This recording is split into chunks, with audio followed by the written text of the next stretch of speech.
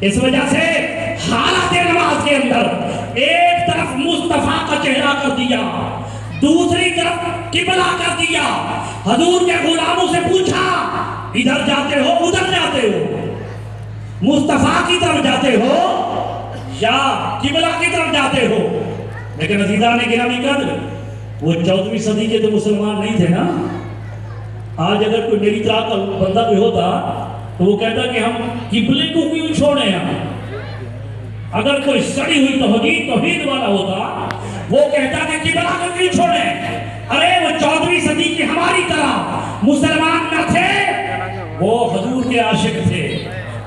انہوں نے جب حضور کا چہرہ دیکھا انہوں نے ایک لمحہ بھی توقف نہیں کیا، بس چہرہ مصطفیٰ کا دیکھا کہ وہ دوسری طرف چلے گئے ہیں، انہوں نے بھی اپنے چہرے کو ادھر کر کے اپنے ایمان کو بچا لیا۔